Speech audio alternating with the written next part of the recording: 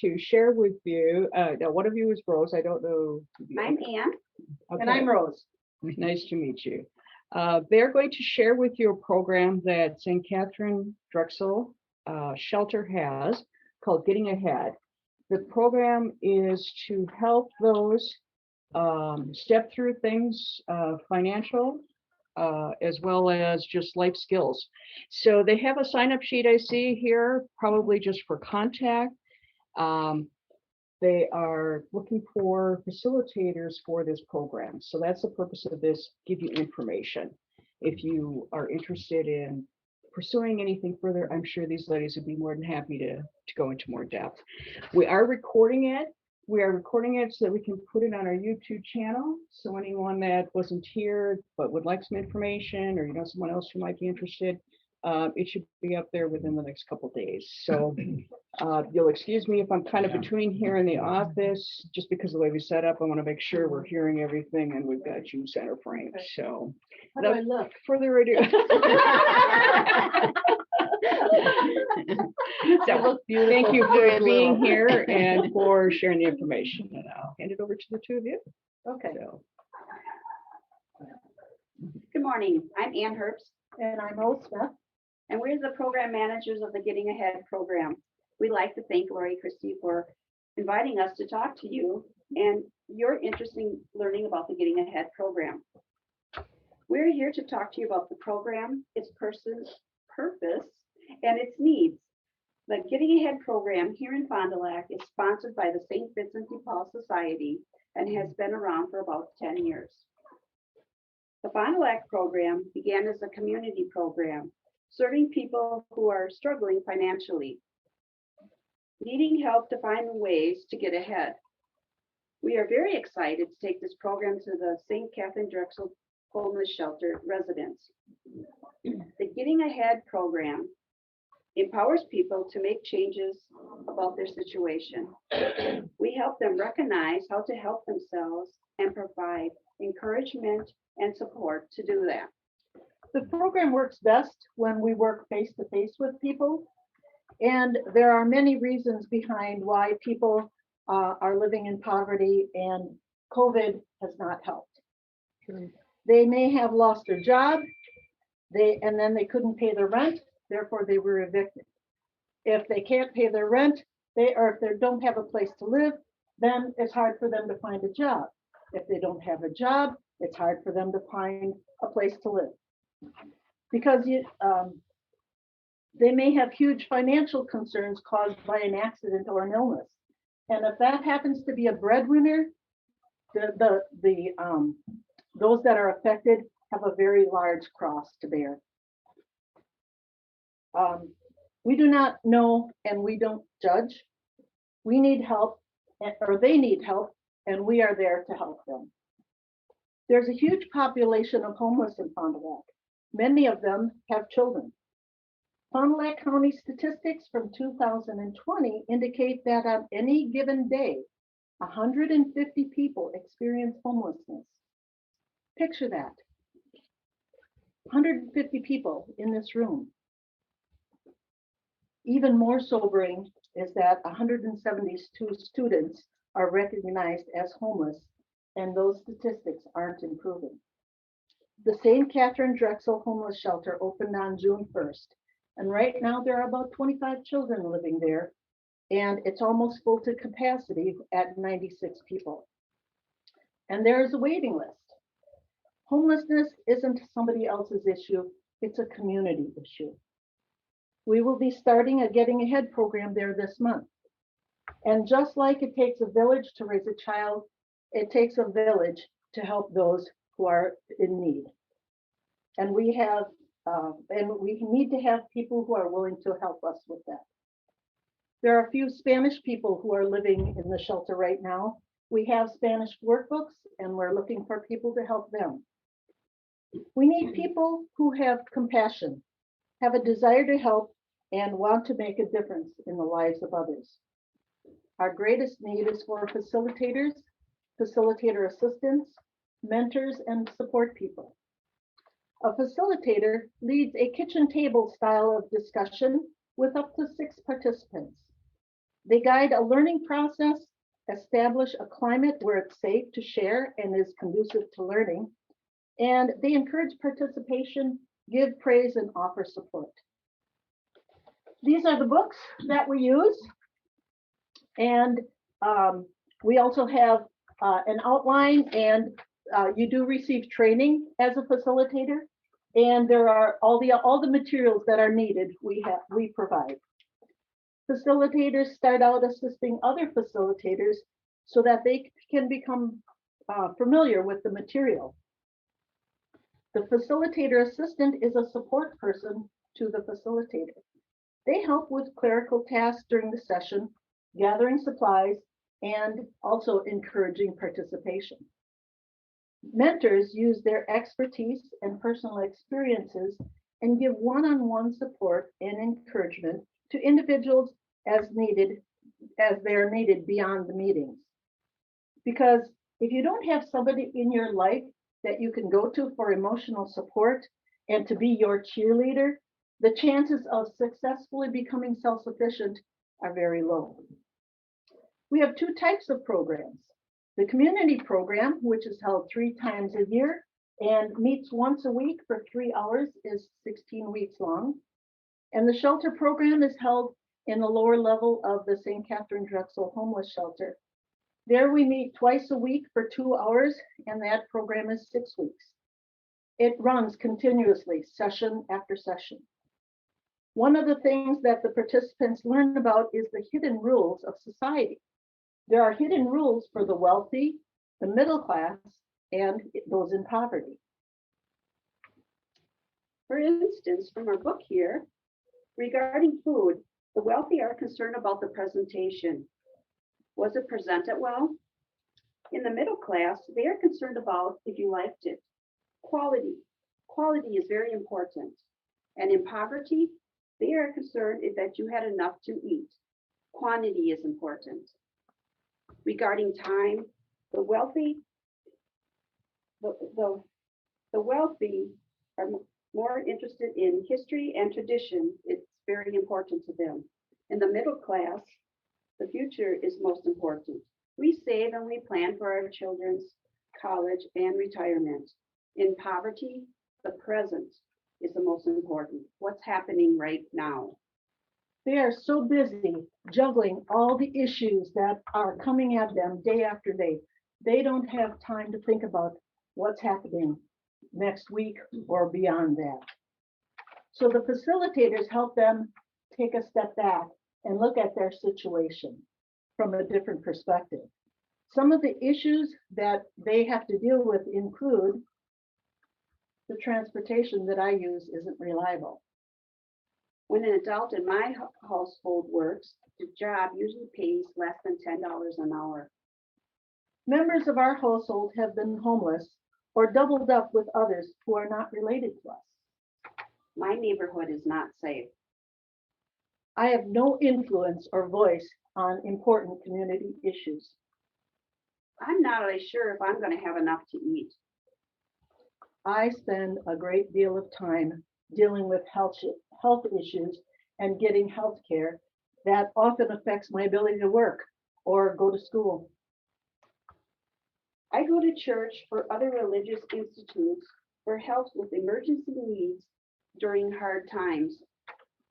Participants take part in activities in the book, such as analyzing the differences between organizations that can help them get by or get ahead. Some of these organizations are like Advocate, Forward Services, Marian University, the Family Resource Center, Food Pantry, St. Vincent de Paul, Salvation Army, Women's Empowerment, the Job Center, ASTOP, WIC, and the list goes on. With the help of the facilitators, participants learn about the process of making changes in their lives, the importance of language and negotiating, building social contacts and resources. At the end, they set goals for themselves, and the facilitators help them come up with a plan, the steps that they need to do, where they may need to go to get help, and help them to make a to-do list. We brought along some of the dream boards that some of our former participants have completed at the end of the program. Like this one, this goes as getting my degree, becoming a homeowner, setting an example for my children. This person wants to become a pediatric nurse. She wants to own her own home, get married, have a family, paying off her car. And actually, the person who completed this is right now in the process of achieving her goal of owning her own home. So we're very proud of that. This person is looking for a better paying job, to getting a car, and hopefully someday to go on a vacation.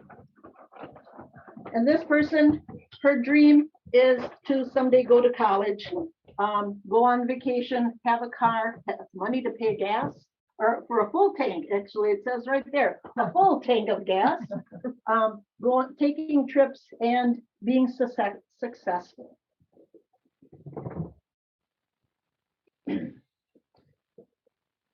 Maybe you are feeling a tug on your heart to help. We have options that might work for you.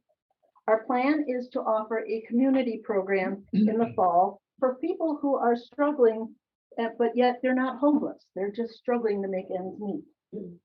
We also will be reviving the graduate program, and that offers education and support with issues that participants continue to struggle with after they've attended or completed rather the Getting Ahead program. Maybe you would like to help with these. There are all kinds of ways that you, your family, and friends can help. Right now, we need help with the St. Katharine Drexel Homeless Shelter program. There is a facilitating training on Wednesday from 1:30 to 3 p.m. That's this Wednesday. and next Monday from 10 to 11:30 at St. Vincent de Paul Conference Room. If you are interested in helping as an assistant, we welcome you to come and learn more about the program. If you can't attend during the day but are available at nights, please write your name and number down on the sheets provided, and sometimes that will work for you. Training is always ongoing.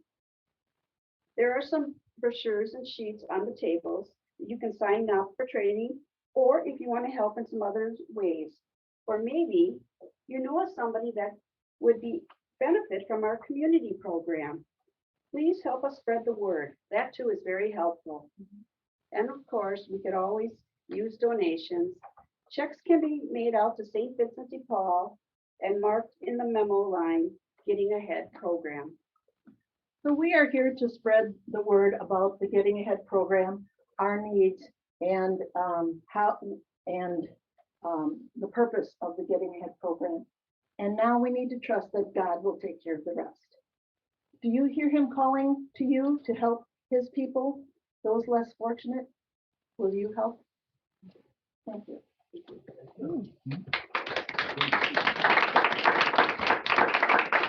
Any questions?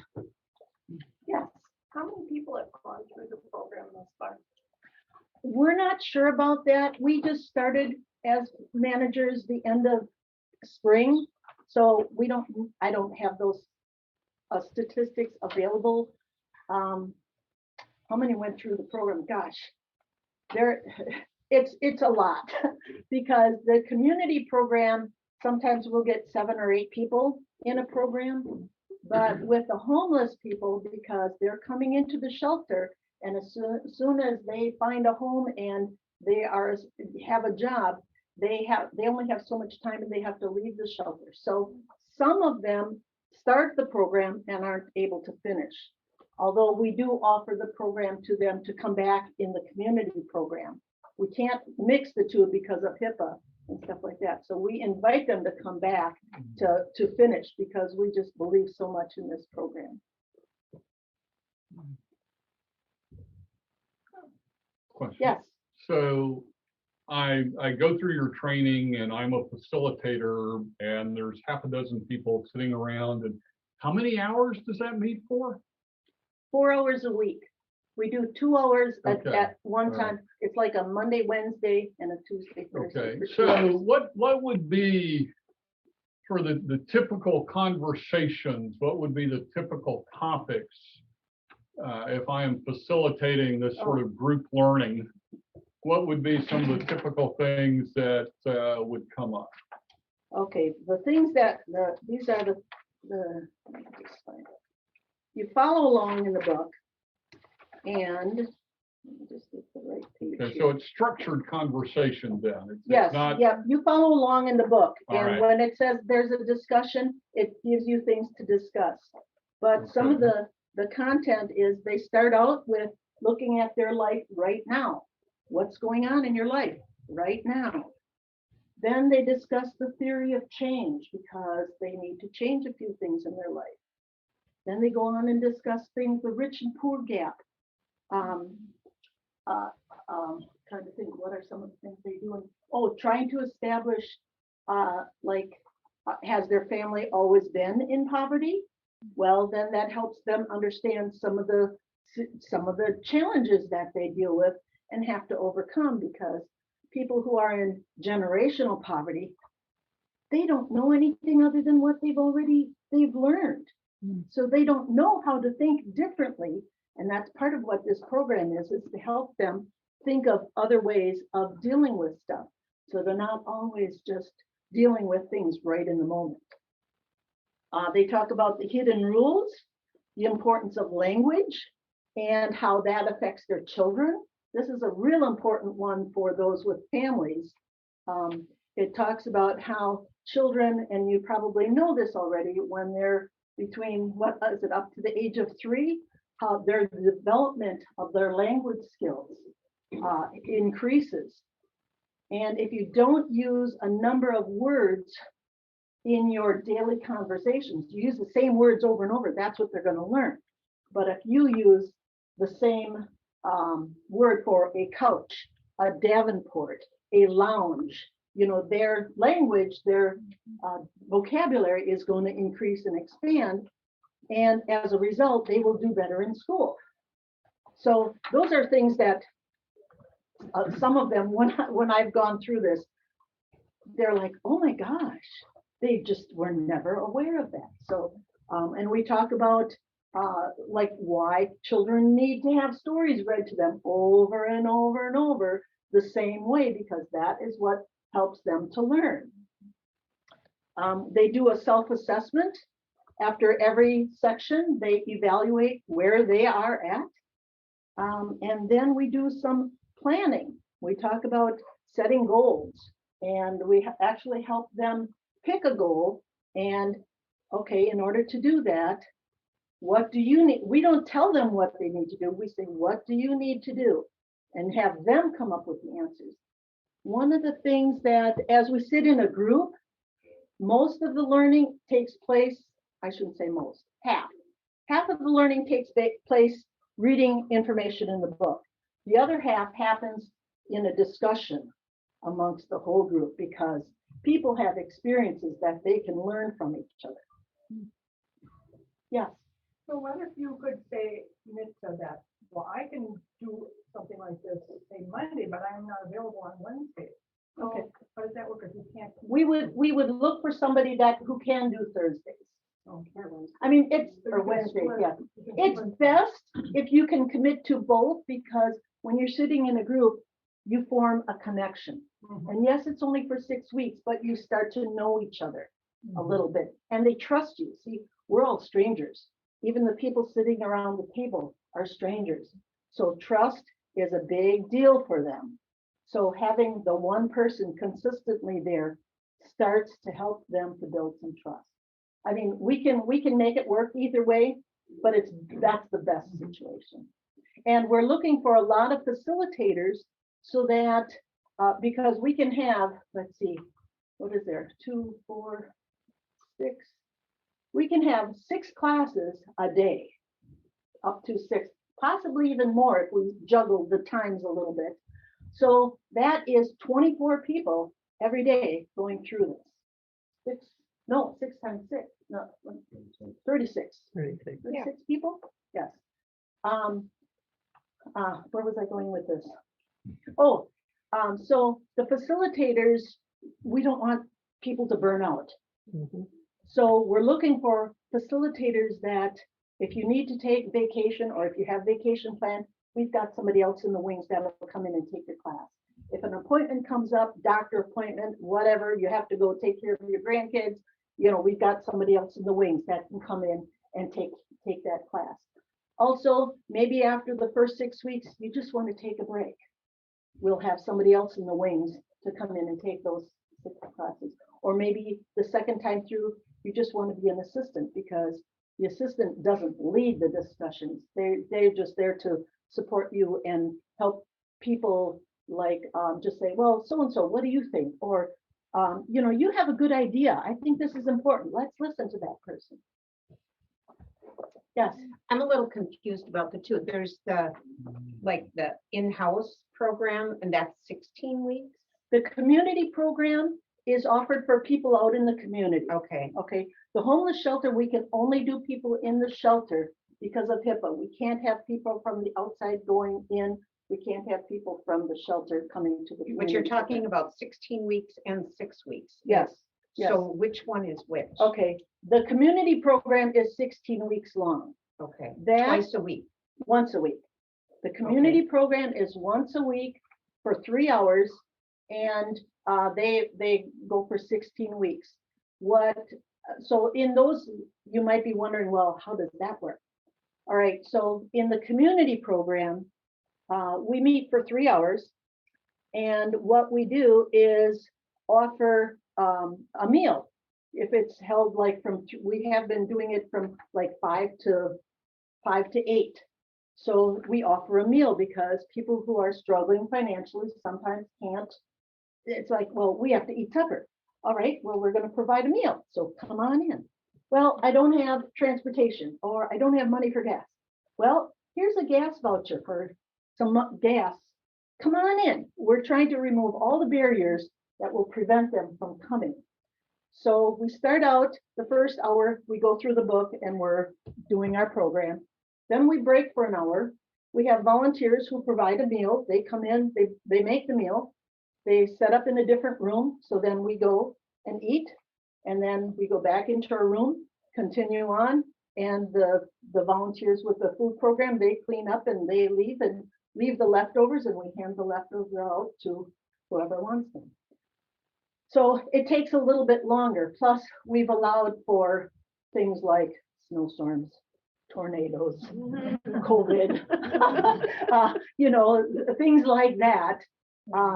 And so it takes longer to go through, but we've had to still go through the entire book for the homeless shelter because that's what the program is. So we've had to find a way to reduce that.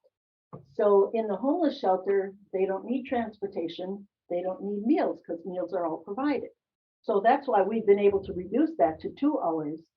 And because they're only there a limited time and we have to get through this book, so we've decided to do 2 hours a week with a day in between just to kind of give them a break, because they do have other things that they have to work on while they're in the shelter.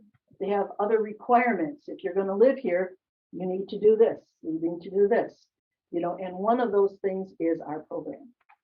Is a shelter one is twice a week for 2 hours for 6 weeks? Correct. 2 hours on Monday, for example, 2 hours on Wednesday. Where is the community one meet? We have in the past met at the Victory Center, which is on Peters Avenue out by Sacred Heart Church. There's the building back in the corner. Yes, and that offers enough space for us to have there's a room about this size with couches and stuff. That's where we sit with our program. And the room right next door, plus they have a kitchen there, so they can warm up with casseroles or whatever. That has tables and stuff where we can sit and eat. Yes. Is there I can imagine some volunteers might have a hard time with driving. Is there a way to get the volunteers there? Is there a bus service or is there carpooling or? I'm not sure about carpooling. We'd have to work with that with other volunteers just to say, is there somebody out there?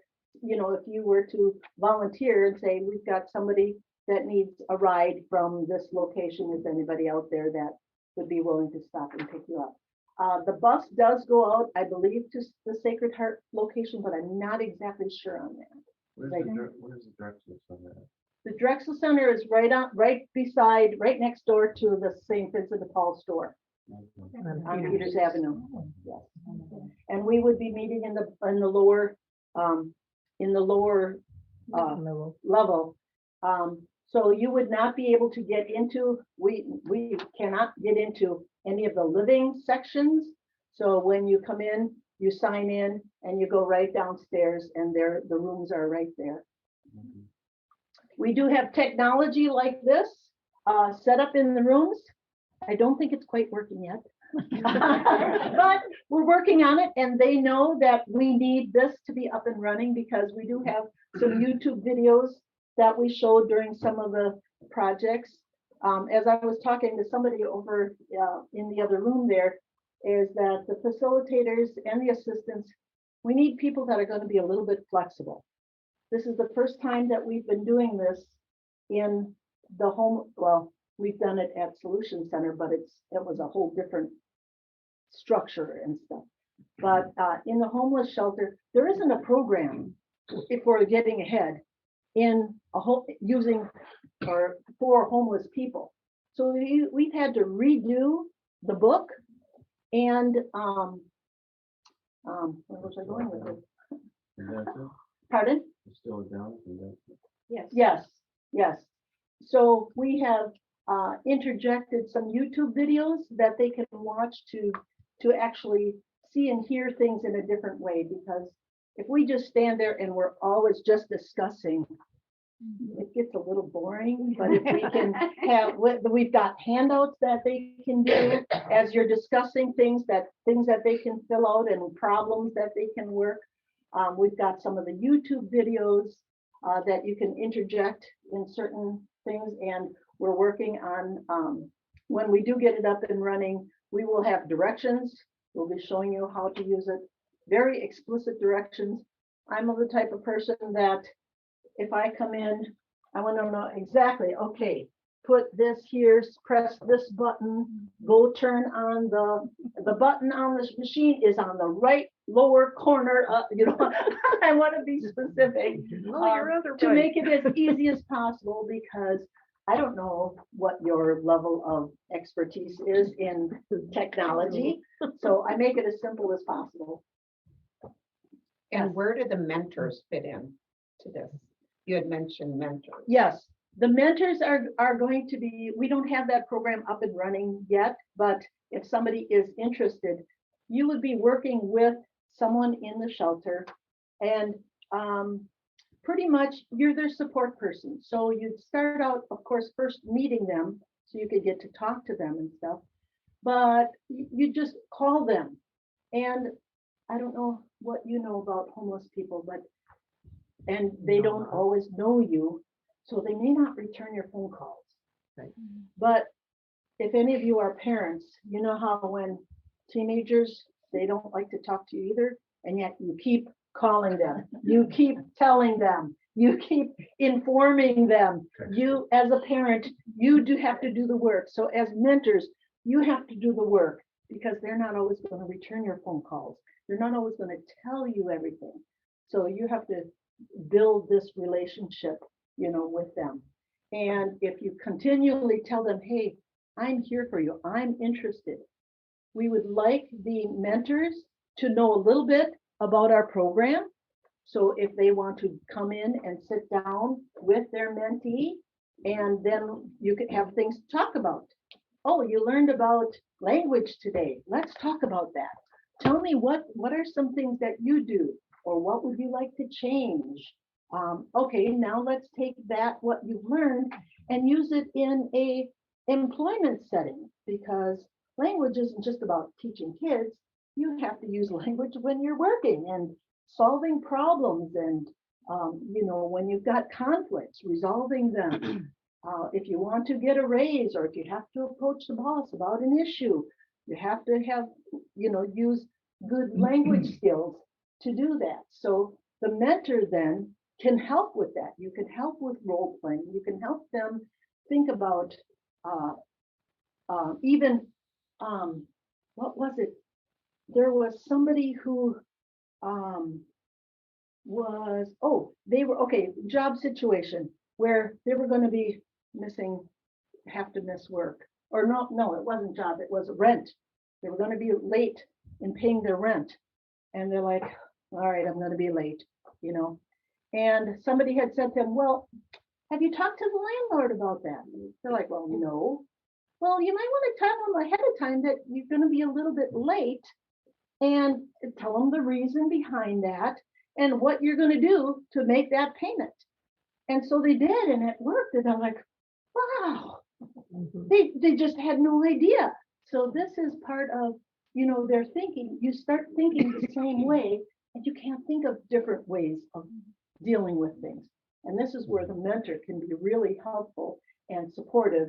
And, you know, they might be afraid. Well, the mentor can be their cheerleader. Say, you know what?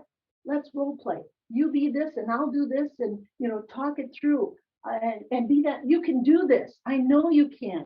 You know, I have confidence in you. I believe in you. Those kinds of words are things that a lot of them maybe have never heard before. And that will make a big difference in their success. I think the mentor program is going to help show our success with the program, because, you know, if you got someone alongside you, they're going to be more successful. If someone goes out and decide they don't want a mentor or something like that, some people can make it and take the stuff that they learn and go for it, but, you know, there's very few that do that. Some appreciate a mentor. Because the homeless people, some of them have come from a middle class upbringing. They weren't always homeless. So they have those skills and things. They just haven't been able to use them, or they're just, whatever is going on in their life, they just can't do it alone. But having somebody at their side to help lift them up, you know, will be a big help. In my experience in dealing with homeless people, that is a major dichotomy between the person who is in poverty and the person who has the ability to lift people out of poverty. There's no comprehension between the two. They're in a totally different world. Right. And they, you know, the one has never experienced what the other has experienced. Right. And that's why it's important to listen. And if you want to be a mentor, we would set up some trainings for like Bridges Out of Poverty, so that you understand where some of these people are coming from. You learn about some of the issues that they deal with and struggle with, and you can empathize a little bit more with them. And then you don't stress so much your stuff, but get them to talk to you. I know when I was a facilitator, people would be like, well, have you ever been homeless? And I'd say, well, no, I haven't, but I came close. There was one time in my life I had only $200 to my name. I had a house. I lost my job. I could have, if I would have lost my house, that would have been it, because I had no money to pay for whatever. I did have a car, but I still had children to support and stuff. So all it would have taken was one major catastrophe, and I would have been homeless. You know, so they kind of give me a little slack then. Yes. What you're saying here about recognizing what is the difference between social classes, you know, how they function, the tools that each social class has available to it. Unless you have a background in social work or you've been there yourself, it's really very difficult to have an awareness.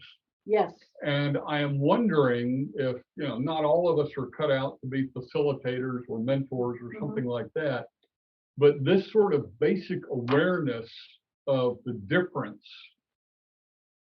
between social classes, the tools that are available to each, what each one values, that sort of thing, seems to me like a wonderful thing just for people to know. In general, If you're going to be a citizen in our country, it's a good thing to know. And I'm wondering, could we Is there a way to get this information that you're sharing now that the facilitator uses that is just good for the society as a whole?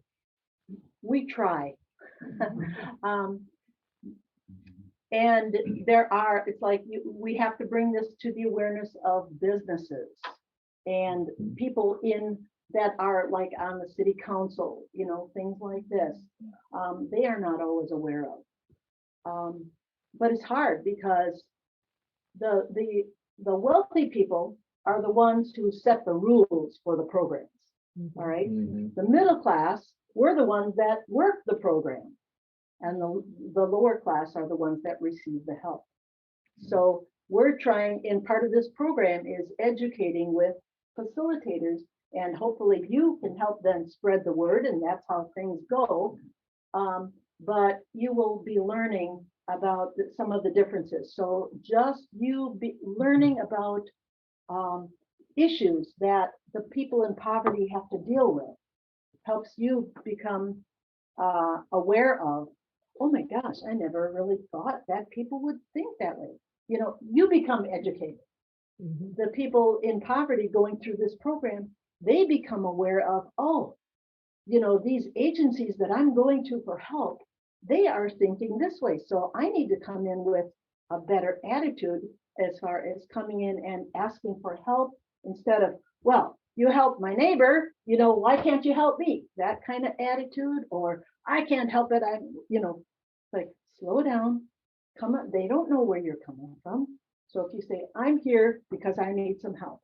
Sorry, we can't help you. We don't do that kind of stuff. So some people in the agencies have an attitude already to people who are in poverty. Sorry, we can't help you. So then we try to teach the participants, all right, if they say that to you, say, okay, if you can't help me, where else can I get some help? Always be asking, give me some names, give me some other agencies, because agencies know in Fond du Lac we've developed enough where different agencies, we know about other agencies, what they do and stuff.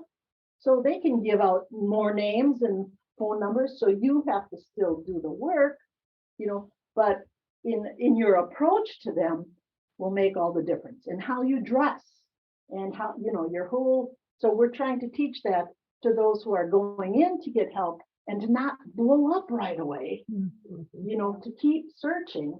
And we're also trying to teach people like from the agencies or people in the community is to not judge when you come into St. Vincent de Paul and you're doing some shopping, or Salvation Army, and you see people coming in that are getting, well, those people should just get a job. That's what they need to do. There's plenty of work out there.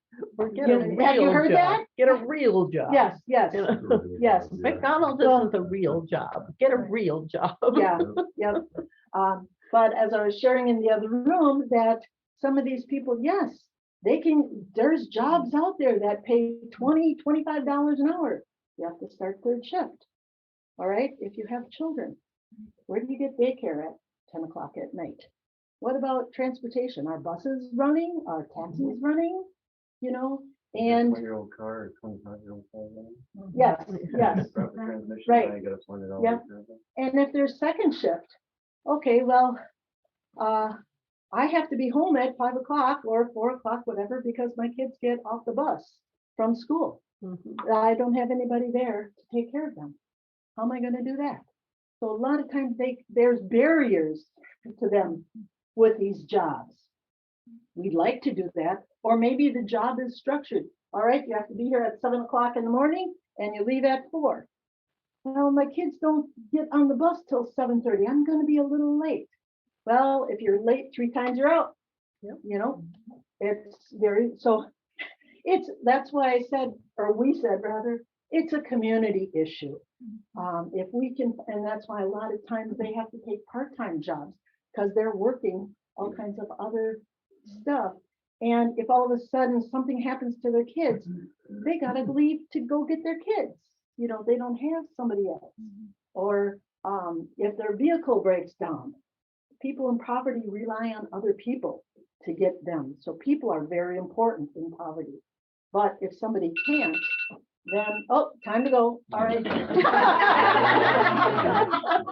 a reminder for something else. All right.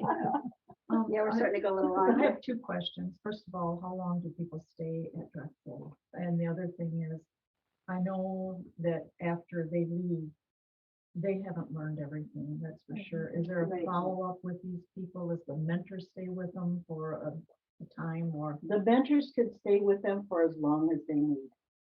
You know, I was a mentor with the Hope Mentor Program way back when. I still have connections with my mentor, and it's been 15 years, 16 years, something like that. And now she was homeless. She was a recovering alcoholic. She went back to school to Marion to get her degree, and now she has her master's degree in social work and is working for Dodge County. So there is success. They have to be willing to work at it. And that's what we tell them, is that you have to do the work. We can't do the work for you. It's going to be hard. You're going to have struggles. You're going to have setbacks, but you can do it. As far as, excuse me, the people in the shelter, I believe they can stay 3 months. And then by that time, they have to find a job. They have to find housing. And right now there is such a short supply of housing for people. So it's hard for them. And if they find something, the rent is so high, they can't afford it. So it is really hard. And a lot of landlords, I'm only guessing, because I know a few landlords that won't take people like this because of issues that they've had in the past.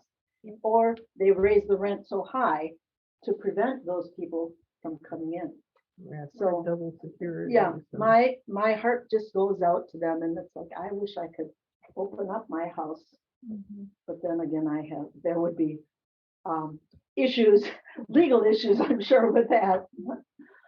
But yeah, so they have, and if something happens that they have nowhere to go, I'm sure that the shelter would say, all right, we'll give you an extra 2 weeks or something like that. They have that ability. I don't know a whole lot about that program, but I've heard them talk about that before. Yeah, like if they know that they're getting an apartment in another week or so, well, then they would let them stay. Just, till they could move into it, so. And about, years and years ago, I can't remember how long ago it was, we did Bridges Out of Poverty here. Okay. At this church. And it was a very interesting time for for those of us who did it. We were the outreach team at that time. Okay. And it was we got a lot of kickback on it. That people had difficulty believing what we were trying to get across. Yes. So it was a good program, really good. If you ever get a chance to, in the community, maybe sometime, because it fits community groups very well, rather than something like this, which is more for folks who are in trouble. But yeah, I would certainly recommend that. Yeah. Yes. Okay, so taking off of what Pastor Kim said before about, getting the information out there, would you or somebody be willing to talk during a service sometime maybe about presenting how people in poverty think? Because you talked about the rich will invest, middle class we save, and people in poverty spend because they've got the money now, let's spend it. And I think that would raise people's awareness of people in poverty and maybe get rid of some of that judgmental stuff. Sure. So even like a 15-minute. We actually have Wow. some videos on that presentation. kind of explain, little short videos on that. Maybe I was going to say, if you do any research go on YouTube and look for Bridges Out of Poverty, or we have, our book is with Ruby Payne. She's got some really good things. She's a former teacher, so she talks about issues in the school a lot. But we have a couple of her videos. But I would suggest that you would contact Amy Loof. She's the director at the homeless shelter. What's She her would, last name? Amy Loof, Loof. She's the director at the homeless shelter. Okay. And she would have much more information about those issues. Okay. Because she's been dealing with people in poverty for, I don't know, 15, 20 years? Yeah. Something like Quite a bit. that. Yeah. Yes, I think there's an ethnic component too that comes in to play that people aren't always aware of. I worked with somebody who had been injured at work, and I can't remember where he was from. He was an African American gentleman, and he had just had the tips of a couple of fingers taken off. He was in hysterics. Even though he had healed and was functional and everything, to him and in his ethnicity, from where he came from, people would have looked at him as being like a super sinner, like he had stolen or done something awful, yeah, that he had this physical disfigurement now. sure. In, working with Hispanic populations, Mhm. there's a lot of components there, the Hmong population, and I don't think people are really aware of it. Right, right. Most of the people, I would have to say, majority of the residents at the homeless shelter are African American. That's just the way it is, We do have, just recently, we've had some Hispanics come in. So that's why we're looking for interpreters. The shelter is even looking for interpreters to help them, because their case managers have to communicate and to be able to help them. So they need interpreters to help with that. We are looking for interpreters to help with the book. That's why we went and got Spanish books to help with that, but now we need somebody to help them with that. One thing you run into with that is that the Hispanics are not always educated well enough to be able to read the book. Yes, Yeah. and that's why we don't give them the book. I mean, they get the book, but with the interpreter would be able to read through, and then they can still discuss. Right. So then most of the learning would take place in discussions, and they can still do the the activities and stuff like that, because we've made copies of all the activities so they can hand those out and they can do those and things. Are those your facilitators like them? Right now, yes, we don't have very many facilitators, and that's why we're looking for more, because we have enough right now for 6. We have 6 facilitators, so we have enough for 36 people, but that's just a little dent in the shelter population, and they want us to have more. So When people from Mexico tell you, if you ask them if they graduated from high school and they say yes, what they mean is they completed 8th grade. That's what it is down in Mexico. It's not like our high school. Okay. Just like the honor. Oh, sure, yeah. Okay. Thank you very much. You're very This has welcome. been delightful, very informative. Thank you. Thank you so much for listening to us and Yes. for your attentiveness. Thank you for your questions. Feel free, if you're interested in becoming a facilitator, we do have sheets here that you can sign up if you just want to come and learn a little bit more. If you want to volunteer in other capacities, we've got another sheet where you can do that. If you're not able to do that, maybe you want to help with the meal program for the community, or I know the shelter is looking for people to do daycare so that the residents can go to the classes. There's another sheet where you can sign up to do other things. If you just aren't able to do that and want to make a donation, we've got envelopes for that too. What if you're not sure what you want to do? Well, if you just are interested, Yes. you can put your name down. We can talk to you. You can think about different things, and we can have a conversation about other areas, because we do need some help with things in the background as we get ready and moving things and making copies. And this is a very large undertaking over there because of the number of people that are going through constantly. So yeah, every 3 months is not a very long time. Right.